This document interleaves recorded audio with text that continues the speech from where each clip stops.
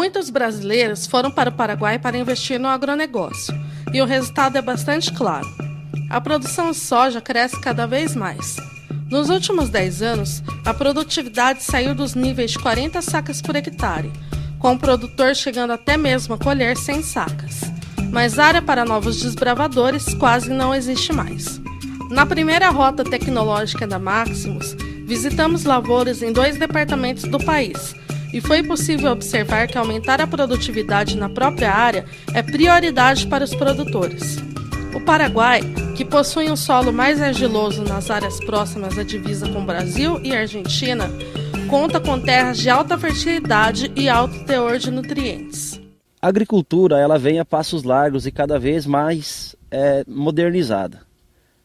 Posso falar isso porque os materiais genéticos cada vez mais vêm melhorando, mas ainda falta muito para a gente aproveitar tudo que o material genético tem para nos trazer. A agricultura nos últimos 5 anos ela mudou um sistema de plantio para antecipar o cultivo de soja aqui no país, o plantio de verão, e consequentemente tem dado a condição da gente fazer uma média de até 5 cultivos em 2 anos, ou seja, o solo basicamente passa o ano inteiro coberto com cultivo.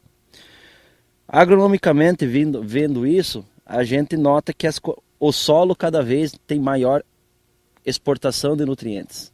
E a gente tem que trabalhar mais condição de solo. Eu acho que a grande questão de agora em diante, agronomicamente, não é como cultivar ou como produzir o soja, ou o milho ou o trigo, e sim como produzir solo. Consequentemente, se eu souber como produzir solo, tudo que eu colocar em cima dele eu vou ter melhores resultados. Por ser cultura sobre cultura, né, nós temos pouca formação de palhada. Então, assim, hoje a maior dificuldade que nós temos aqui no Paraguai é a melhoria do solo. Não por fertilidade, mas sim para que ele seja um solo fértil da maneira de liberar para a planta tudo aquilo que ela precisa. E às vezes está ali disponível para ela, porém está retido por algum outro material ou mineral, enfim, que não está deixando a planta absorver, né? Então hoje o principal, eu digo para você, para se chegar a uma cultura, digamos, altas produtividades, a primeira etapa é melhorar o solo, é condicionar o solo. Um bom produtor de soja também é um bom produtor de solo. Durante a rota aqui no Paraguai, esse foi um dos assuntos mais discutidos. No país, onde os produtores já trabalham há 25 anos com plantio direto, ainda são muitos os desafios a serem enfrentados neste campo. A palhada é fundamental para que se tenha um acréscimo de matéria orgânica para o solo. Porém, este processo tem que ser feito por meio da rotação de culturas. Uma planta como o milho pode fornecer mais carbono para o solo do que a soja. Logo, o processo é de extrema importância no plantio direto. É de fundamental importância a rotação de cultura no manejo de palhada e no manejo de plantio direto. Então isso é fundamental para você ter uma boa eficiência do seu plantio direto, essa rotação de cultura. E a palhada ela vem contribuir com esse teor de matéria orgânica no final, após a decomposição e mineralização dessa matéria orgânica, principalmente formação de estruturação de perfil de solo. E esse é um ponto fundamental para um aumento de produtividade no decorrer aí dos próximos 5, 6 anos. Que a gente precisa urgente aumentar a produtividade, já que os custos cada vez maiores. A palhada em si, ela depende muito de micro-organismos de solo. Então, sem esses micro-organismos de solo, a palhada ela não se decompõe de forma adequada. E muitas vezes ela se torna eficiente, se tornando só uma barreira física para a proteção do solo. E, na verdade, ela tem que ter ação química e biológica. Então, esses micro-organismos de solo são fundamentais. O problema é que a gente vem com aplicações de herbicidas que prejudicam esse micro-organismo. Então, o uso de condicionadores de solo tem sido levado em consideração como um mecanismo para ajudar no processo de decomposição de palhada, que você vai trazer esses micro-organismos ativamente mais rápido, então vai ativar essa decomposição, vai liberar mais nitrogênio, vai mineralizar a matéria orgânica que já existe no solo, vai fornecer nitrogênio, que é fundamental importância para o crescimento e o aumento de produtividade da soja. Para a gente ter ideia, é o nutriente mais exigido. E a gente basicamente não aduba com nitrogênio. A gente depende de quê? De bactérias que são colocadas na semente, né, no TS, para fixar esses nitrogênios, e vai depender de quê? Da condição de palhada, da decomposição dessa palhada, para que ela possa fornecer esse nitrogênio. E principalmente estruturação de solo. Então a aeração, a água, isso tudo é fundamental para que se fixe nitrogênio. E principalmente o desenvolvimento de micro-organismos certos favoráveis à planta. Existe um trabalho da Embrapa que detectou mais de 70 mil micro-organismos ao redor da rizosfera, ajudando no processo de liberação de proteínas, enzimas, hormônios, que ajudam o desenvolvimento e também liberação de nutrientes, e principalmente de nitrogênio. O solo depende de várias condições.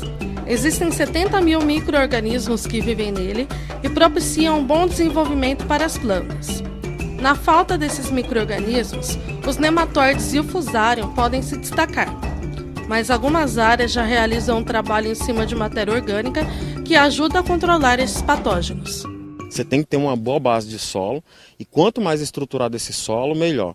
Então você imagina que eu fazendo análise de 0 a 10 centímetros eu tenho uma quantidade X de nutrientes. De 0 a 20 eu vou ter 2X de nutrientes, eu concentrando esses nutrientes. E de 0 a 40 eu vou ter 4X de nutrientes em relação a de 0 a 10. Então a formação de perfil do solo é importante para você ter uma caixa de solo com nutrientes equilibrados, disponíveis à planta, daí a questão dos micro-organismos, matéria orgânica, a palhada nessa função toda, né, de trazer essa matéria orgânica para o solo, mas principalmente você tem condições de potencializar ao máximo a sua planta, porque ela vai estar com equilíbrio no solo, vai poder absorver os nutrientes durante todo o processo fisiológico dela, vegetativo, reprodutivo, e principalmente ter condições de passar por um estresse hídrico, seja falta ou excesso de água, melhor. Conscientes dessas características, os produtores levam à risca o lema de produzir solo. O produtor Adenir Schneider, além de estar sempre de olho nas informações, também observa a agricultura desenvolvida no oeste do Paraná, no Brasil. Como planta em um tipo de terra parecido, entre as localidades de Santa Fé e Baracaju, no departamento de Alto Paraná, ele também desempenha o papel de observar os exemplos para contribuir para o agronegócio paraguaio. A ideia nossa agora, estamos focados muito em condicionar o solo, melhorar o solo, a nossa matéria orgânica, fazer umas rotações, umas coberturas para fazer camada também de solo, melhorar a camada mais de 40, 60 e melhorando, para ver se nós conseguimos elevar a produção de soja agora.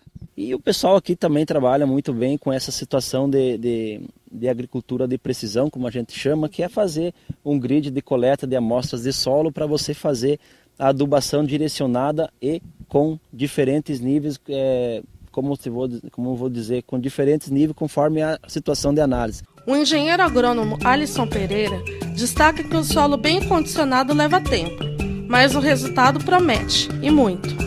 Em 4 a 5 anos, é possível ter um aumento significativo de produtividade. E além do solo, é preciso também prestar atenção na qualidade de sementes. A gente sempre fala que não adianta você quer que se produza, o produtor, nós como os agrônomos, técnicos, produtores, a gente tem que produzir solo, não é produzir soja, milho. Então, à medida que você produz solos produtivos, você pode colocar qualquer cultura em cima que vai expressar um alto potencial produtivo.